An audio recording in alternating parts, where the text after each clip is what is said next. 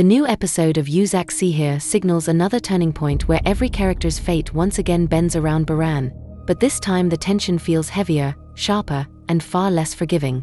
The story no longer moves in small steps. It tightens like a rope pulled from both ends. Especially for Alya, this episode looks like a moment where choosing a direction means losing the possibility of going back. From the fragmented scenes in the trailer, it feels clear that Alya is standing at a crossroads.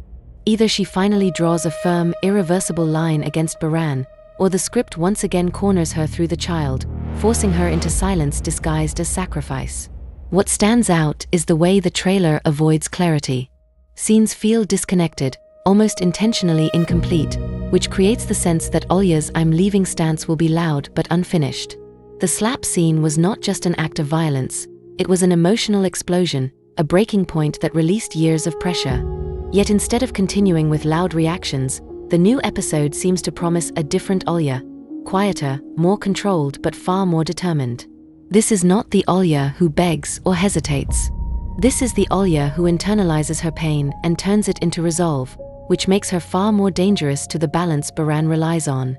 On Cihan's side, the audience's patience is clearly wearing thin. Viewers have watched him retreat too many times, always stepping back when things demand confrontation. That's why expectations for this episode are shifting. Rather than fists or physical clashes, there's a strong sense that Cihan will finally challenge Boran on a strategic level. A cold, calculated confrontation would fit perfectly with the tension being built. And for the first time, it wouldn't be surprising to see Cihan refuse to step aside, especially if Alya becomes the reason he stands his ground and turns against everyone else. This is also where the Kayzer issue might resurface. The story has never truly closed that door. It feels unfinished, unresolved, and dangerous. The possibility that Kayzer is not entirely out of the picture, and that his final move might be tied directly to Cihan, adds another layer of threat. If this connection is revealed, it could shift alliances in ways no one expects. As for Boran, the situation is brutally clear.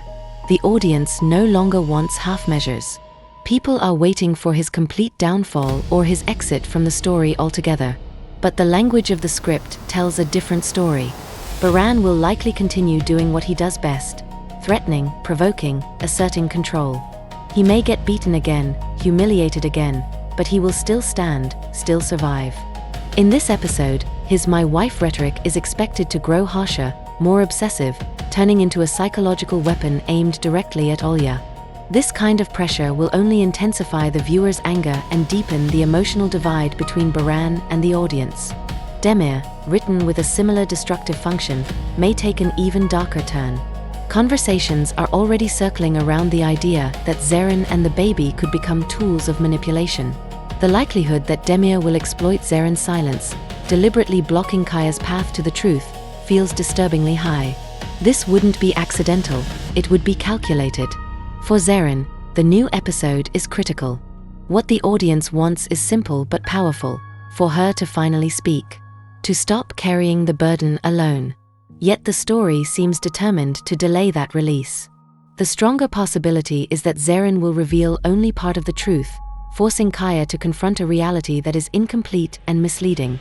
That choice would stretch the Kaya-Zerrin storyline further into pain, building another chapter of emotional suffering rather than resolution.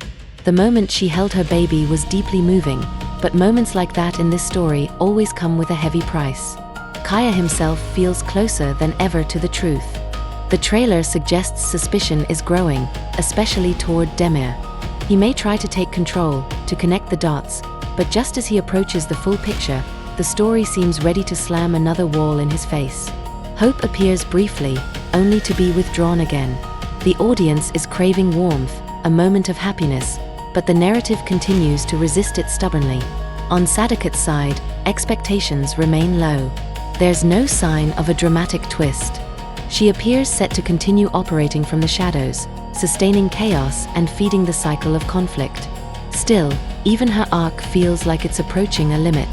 Viewers are beginning to expect consequences, and the patience for her quiet manipulations is thinning. Overall, this episode doesn't feel like a resolution. It feels like escalation. Not answers, but sharper questions. Not closure, but pressure. Characters are being pushed further into corners, with fewer exits left. The tension doesn't release, it climbs. And as the episode ends, the real question won't be what happens next, but how long this can continue. Will the audience still be asking what will happen now, or will it shift to when will this finally end?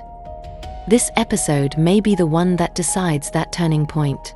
If you found yourself caught in this tension, following every detail, reading between every fragmented scene, then you're already part of this journey.